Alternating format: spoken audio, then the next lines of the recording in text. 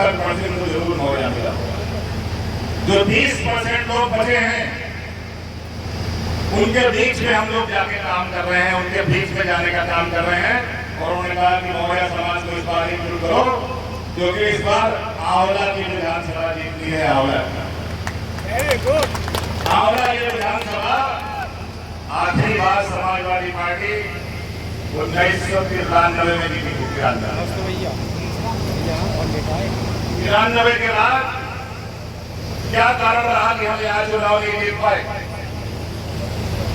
इस लोकसभा में भी नहीं जीत पाए। हमसे लोग कहते थे आंवला जीत रही है, तितली आ रही है। परिणाम आया, तितली जीती, आंवला में हम पीछे रह गए। साथियों, हमारे यहाँ पे विधानसभा की पूरी कमेटी, विधानसभा के अध्यक्ष और जो भी लोग सक्रिय हैं, इस बात पर जरूर अभी से काम करना शुरू करें कि 22 में हमको क्या स्थिति थी, 24 में कहाँ पहुंचे और कहाँ कमी रह गई, उसको आगे कैसे हम ठीक करेंगे। क्योंकि मैंने आंवला विधानसभा का 93 से लगा के 2022 तक के सारे परिणामों का अध्ययन किया।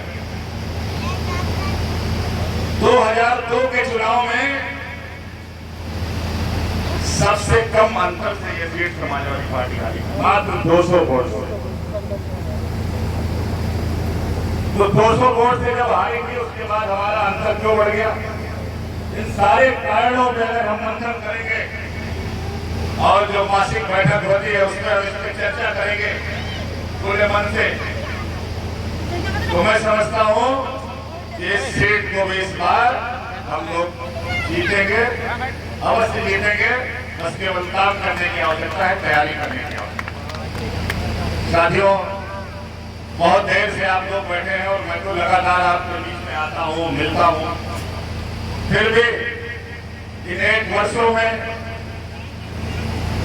चाहे वो दिल्ली जाना हो, क्षेत्र में रहना हो, लखनऊ में रहना हो, पार्टी का जो आदेश मिलता है उसको करना हो, इन सब में बहुत सारे ऐसे लोग होंगे।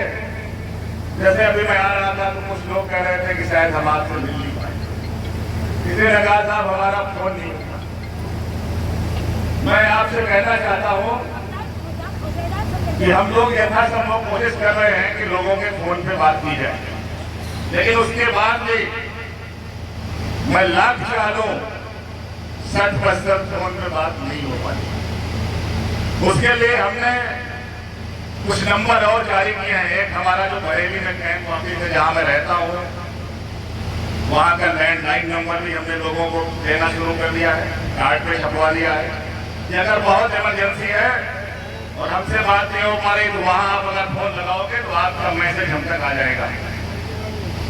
हमारे सहयोगी के रूप में नरेंद्र जी नाम देखते हैं, उनका नंबर भी मैंने कैलेंडर में छपवाया है कि अगर हमसे बात किन्हीं कारणों से नहीं हो पाई तो आप उनसे बात करके अपनी बात बता सकते। लेकिन मैं अंत में आपसे इतना कहूंगा कि हम लोग लगातार कोशिश कर रहे हैं कि लोगों के बीच में पहुंचा जाए, गांवों में जाया जाए और लोगों की बात को सुना जाए। मैं बदायूं में भी जाता हूं तो लगातार वहां बैठ के डाक बंगले में समस्या सुनता हूं, क्योंकि ये जो लोकसभा है ये 2 जिलों से बनी हुई लोकसभा है। थोड़ा अलग भौगोलिक स्थिति भी है, एक जिले का प्रशासन अलग है, दूसरे जिले का प्रशासन अलग है।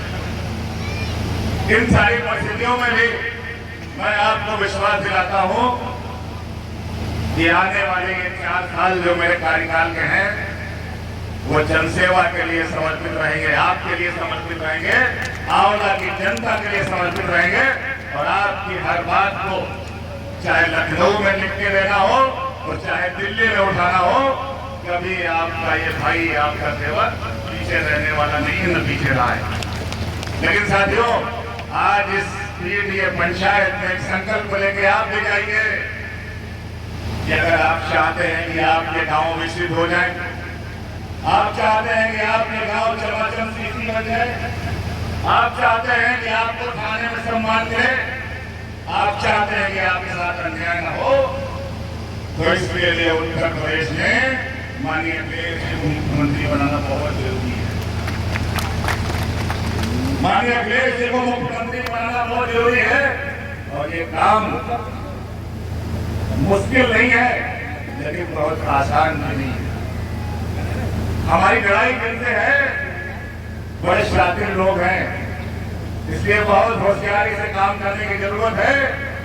जनता आपकी तरफ देख रही है, जनता समाजवादी पार्टी की तरफ देख रही है, लेकिन हम अगर उनके बीच में नहीं जा पाए, उनसे मिल नहीं पाए, उनको बता नहीं पाए, तो फिर तो परिणाम कैसा होगा। इसलिए आज हम सब लोग यहाँ से संकल्प लेके आए कि जब तक 2027 में उत्तर प्रदेश में सरकार नहीं बना लेंगे, अपने वोट को मजबूत करके अभी से एक वोट नजर रखेंगे। और ये संकल्प अगर आप ले लोगे तो साथियों, आपकी जो इच्छाएं हैं, आप जो चाहते हैं, सारे काम आप करोगे, हम आपको विश्वास दिलाते हैं। साथियों, आज के इस कार्यक्रम के आयोजक भाई डॉक्टर गिरिराज जी और पंचायत सभी हमारे